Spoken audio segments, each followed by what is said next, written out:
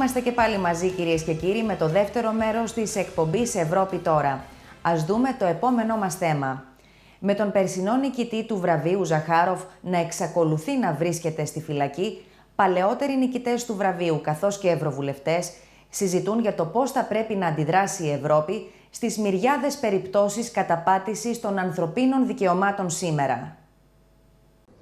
Globally recognized defenders of human rights under one roof at the European Parliament for a conference to share ideas and advance action. The meeting of the Sakharov Prize Network brought together past laureates and included Ensaf Haidar, wife of the current winner, the jailed Saudi blogger Raif Badawi. Ich möchte deshalb in Ihrer Anwesenheit die Gelegenheit heute Morgen nutzen, noch einmal an den König Salman von Saudi-Arabien zu appellieren. Ich fordere Sie auf, Herrn Badawi ohne jede weitere Vorbedingung freizulassen.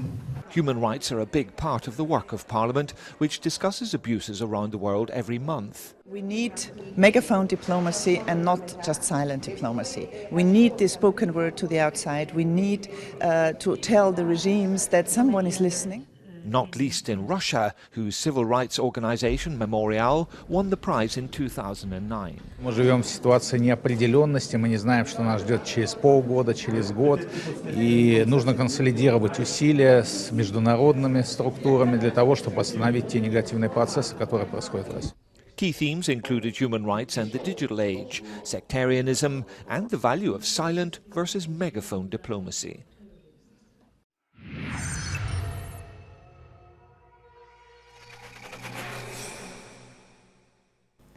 Τέλος στη φοροδιαφυγή. Ο Βέλγος Ευρωβουλευτής Hugo Esbayet ζητά εξεταστική επιτροπή για τα Panama Papers, ώστε να διερευνηθούν οι τρύπες στα φορολογικά συστήματα της Ευρώπης και να καταπολεμηθεί η φοροδιαφυγή, αποκλείοντας μελλοντικά σκάνδαλα.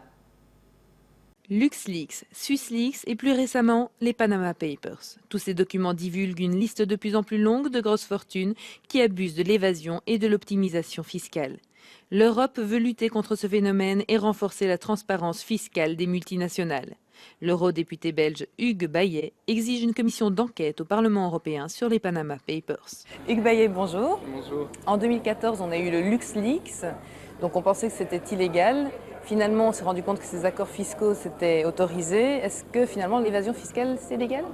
Alors, c'est vraiment ça la difficulté, c'est que dans bien des cas, l'évasion fiscale telle qu'elle est organisée aujourd'hui est encore légale, mais elle est, ça c'est clair, en tout cas pour moi, clairement immorale.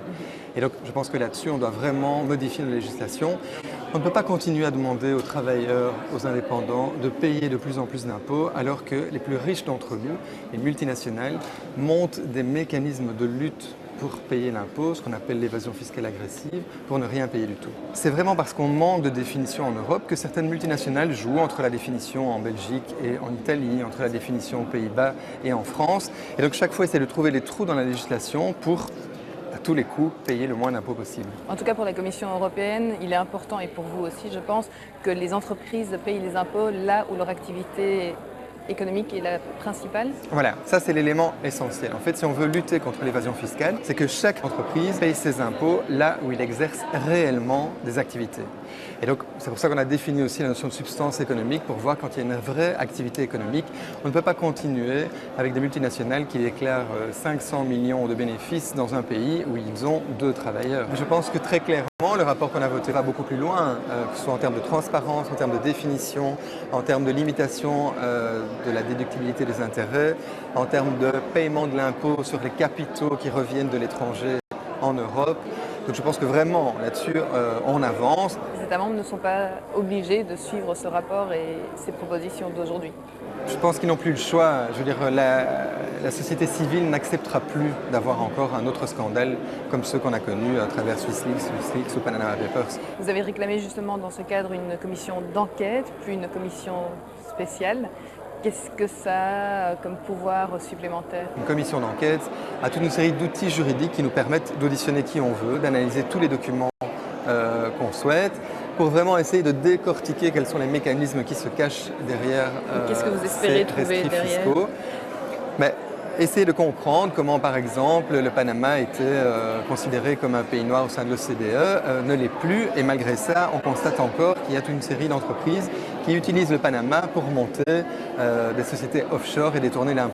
Et l'implication des banques dans tous ces scandales, il n'est pas temps aussi d'y travailler? Alors, c'est ce que le groupe socialiste et d'autres, les Verts et encore un tas d'autres de mes collègues demandent aussi, c'est évidemment d'analyser les intermédiaires, que ce soit des banques, que ce soit des fondations, que ce soit aussi les Big Four qui sont à la fois juges et parties, puisqu'ils sont conseillers de la Commission, du Conseil, des États, des multinationales. Et donc à un moment donné, on va faire vraiment la clarté sur tous ces intermédiaires, sur tous ces experts comptables, fiscaux, etc., qui travaillent pour mettre en place ces mécanismes de lutte contre l'évasion fiscale.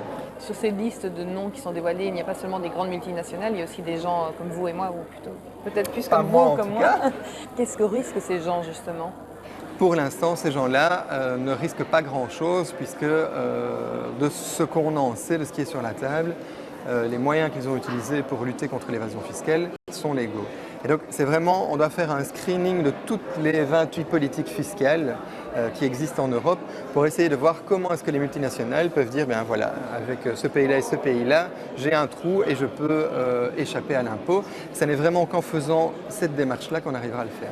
Bon, dernière question. Évasion fiscale, blanchiment d'argent, financement du terrorisme sont parfois, on dit, liés. Est-ce que ce ne serait pas un argument justement pour renforcer la lutte contre l'évasion fiscale? C'est un élément essentiel et c'est d'ailleurs ce que nous avons demandé dans la commission Panama Papers, c'est au-delà de l'évasion fiscale, d'analyser ce qui se passe derrière. Qu'est-ce qui se passe avec tout cet argent qui n'est pas rentré dans la caisse des États membres? Et clairement, on a toute une série d'exemples et de signaux qui nous prouvent que ça sert à financer le terrorisme. Hugues Bayet, merci beaucoup. Merci à vous.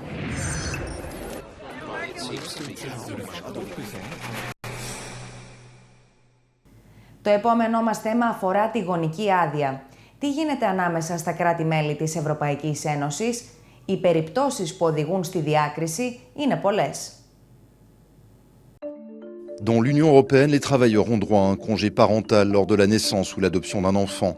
Mais malgré ce droit, les parents européens semblent loin d'être égaux. La raison est simple, les conditions d'accès à ce congé sont définies par des législations nationales. Dans son rapport voté au mois de mai à Strasbourg, la députée socialiste belge Maria Arena compte bien remettre le problème en haut de l'agenda européen. Maria Arena, bonjour. Bonjour. Le congé parental, ça fait longtemps qu'on en parle et pourtant ça ne semble pas fonctionner, en tous les cas au niveau des pères. Quand on les compare aux mères, je remarque que seulement 1% des pères partent en congé parental. Comment ça se fait que ça ne fonctionne pas en pratique ? Alors première chose, donc il y a une directive qui existe. Malheureusement, cette directive n'a pas été transposée de manière égale sur tout le territoire européen et surtout n'a pas pris en considération la question de la discrimination aujourd'hui qui est faite aux femmes mais aussi aux hommes par rapport à la prise de ce congé parental. On voit que la question de la rémunération de ce congé parental est une des clés pour faire en sorte que les hommes prennent ce congé parental. Pourquoi ? Parce que les femmes en Europe sont encore enfermées dans un rôle traditionnel social et les hommes dans un rôle traditionnel économique. Alors ça, c'est les obstacles, les avantages, c'est quoi ? Alors l'intérêt, c'est qu'il faudrait que ce congé parental puisse être rémunéré pour qu'il y ait une vraie répartition de la vie privée, vie professionnelle entre les hommes et les femmes, ce qui ferait en sorte qu'il n'y ait plus de discrimination à l'emploi pour les femmes. Donc il y a ce frein aujourd'hui qui existe et s'il y avait une meilleure répartition, comme ça existe par exemple dans les pays scandinaves, eh bien il y aurait moins de discrimination, plus de diversité dans l'entreprise et les entreprises qui ont plus de diversité s'en sortent mieux aujourd'hui économiquement parlant, donc c'est du tout gagnant pour tout le monde. Alors pourtant on voit qu'il y a certains États membres qui ont même du mal à transposer cette directive. Pourquoi ? Où est le problème pour ces pays-là ? On a plusieurs raisons. On peut avoir une raison qui est une raison conservatrice. Par contre, il y a aussi des États membres qui trouvent qu'il ne s'agit pas d'un investissement de payer des congés, mais d'un coût. Et donc on doit convaincre ces États qu'avoir des congés et un congé parental a fortiori est de nature à donner plus de main-d'œuvre qualifiée et donc plus d'avantages pour les entreprises également. Alors on doit les convaincre, mais comment est-ce que vous allez les convaincre ? Parce que ça c'est la phrase qui suivait, on doit leur dire que ça va être comme ça, mais qu'est-ce qui va réellement les pousser à faire ça, parce que c'est du bon sens pour finir ce que vous dites. Donc, au-delà de ça. Il ne s'agit pas uniquement du bon sens, c'est-à-dire qu'à un moment donné, il va falloir le payer, ce congé parental. Et donc, on doit donner des pistes de pays qui s'en sortent bien par rapport au congé parental, la manière dont ça s'est organisé, par exemple avec des systèmes de cotisation, de sécurité sociale, une couverture sociale des parents qui prennent ce congé parental, et donc pouvoir dire aux États membres qui aujourd'hui sont plus réticents, regardez comment ça fonctionne ailleurs, comment ça a été pratiqué, et donc c'est ce que la directive, la réévaluation de la directive devra faire. Alors le congé parental, c'est une chose. Au niveau du congé de maternité en tant que tel, comment est-ce que ça se passe? Où est le problème là? Et comment est-ce qu'on peut différencier exactement les deux? Alors vous savez qu'on a, dans le cadre de la simplification administrative au niveau de l'Europe, la Commission européenne avec le Conseil. Donc le Conseil, en Europe. les États membres d'un côté qui se réunissent. Voilà. Ils ont dit que ce n'est pas prioritaire. Aujourd'hui, on doit travailler sur les banques, sur la relance économique, et donc le congé de maternité n'est pas prioritaire. C'est la raison pour laquelle j'ai dit on a le Conseil le plus macho qu'on a jamais eu aujourd'hui en Europe. Donc vous n'y croyez pas à cette question prioritaire? Alors, je pense qu'aujourd'hui, il va falloir revenir à cette question-là, parce qu'on parle beaucoup, de la question du taux de chômage. Aujourd'hui, il y a beaucoup de femmes qui sont dans des taux de chômage importants, et c'est un manque à gagner pour notre société. 2, on parle aussi de la question de la pauvreté. On voit que les discriminations entraînent des discriminations salariales, mais aussi des discriminations de pension. Il y a un gap de 36% entre une femme et un homme à la retraite aujourd'hui. Et la discrimination à l'emploi est justifiée par la maternité, essentiellement. Qu'est-ce que vous demandez aux États membres aujourd'hui? Alors, je pense que les États membres doivent aujourd'hui mettre en place des systèmes qui permettent de protéger les femmes dans leur choix de vie privée et vie professionnelle.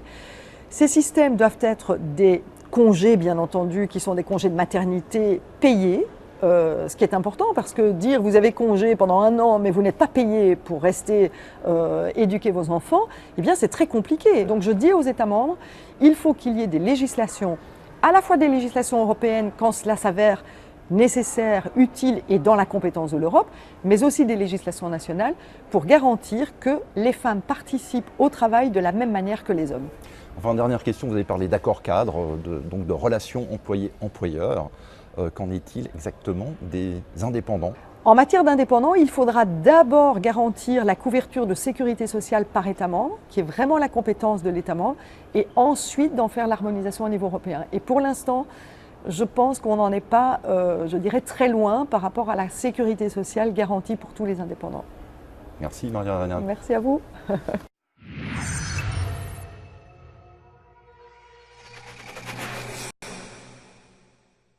Νέα συμφωνία για τους καταναλωτές ενέργειας. Το Ευρωπαϊκό Κοινοβούλιο ζητά ξεκάθαρη πληροφόρηση για την τιμολόγηση, τις πηγές ενέργειας και τις αλλαγές. Bills, bills and more bills. Just how much does your household energy consumption eat into your monthly budget? Do you feel that what you're paying is fair? And have you ever considered switching to renewables? Theresa Griffin is authoring a parliamentary initiative to get a better deal on energy for consumers.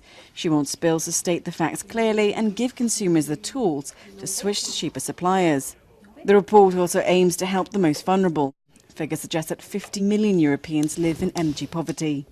Somebody's in energy poverty if they're having to make a choice, for instance, between heating their food or paying their energy bills, or if they live in southern Europe, putting their air conditioning on because it's very hot outside and people are actually dying because they're frightened of the bills. This cannot be right in 2016. It's a scandal. Reduced charges is what we want to achieve. Competition, of course, is vital for that, and indeed empowerment of individual consumers, maybe to work on the cooperative model so they can supply their own energy, and I think there's a huge scope for that. It happens in some countries like Denmark, and I think it is something we would like to see given to all communities into the future. A future of lower bills and more choice could be the way ahead for consumers if MEPs have their way.